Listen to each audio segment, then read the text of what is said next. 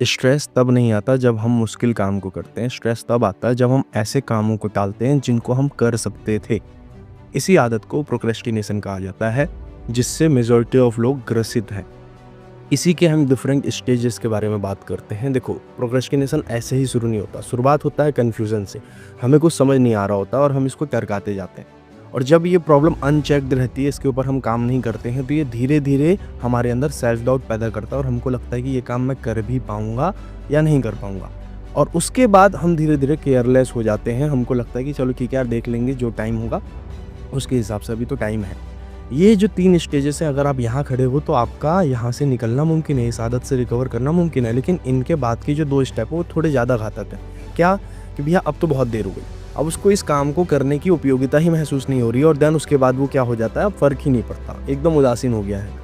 अगर ये 2 स्टेजेस हैं आपकी लाइफ में, तो आपको एक प्रोफेशनल की मदद लेनी पड़ेगी।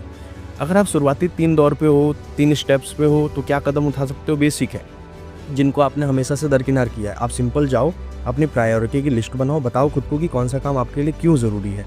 देन उसके बाद उसको छोटे-छोटे टुकड़े में तोड़ो, हर दिन के हिसाब से तोड़ो कि हाँ, मेरे को हर दिन ये काम करना है। कैसे? उसको टाइम बाउंड बनाओ कि मुझे ये काम इतने बजे करना है, इतने दिनों में कंप्लीट करना है। और जो डिस्ट्रैक्शंस हैं उनको हटाने की कोशिश करो। बेसिक से हैं, 5-6 दिन करने की कोशिश करोगे, होने लगेगा। वैल्यूएबल टिप जो अगर मैं आपको देना चाहूँ तो वो ये है कि अपने टास्क को कभी भी लिस्ट मत करना, डिफाइन करना। डिफाइन का मतलब कि आज रात को सोने से पहले मैंने कल के लिए टास्क जो लिखे हैं उनको मैं बताऊंगा कि कौन सा काम मेरे को कब करना है, यानी कि समय लिखूंगा, कहाँ से करना है ये भी बताऊंगा। कोई भी कन्फ्यूजन का चांसेस नहीं दे सकते हम।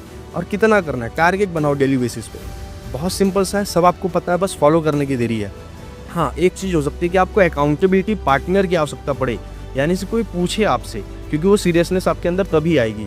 मम्मी पापा को वो जो आपने टास्क लिखे हैं वो दे दो, बोलो मम्मी रात को सोने से पहले आप मुझसे पूछ लेना मैंने कितना किया। 1-2 दिन में आपको सीरियसनेस आ जाएगी। मम्मी नहीं है तो कोई दोस्त को दे दो, दोस्त नहीं है तो अपने आप का एक जर्नल बना लो, एक रिकॉर्ड कीपिंग रिपोर्टिंग फॉर्मेट तैयार कर लो, करने से हो जाएगा।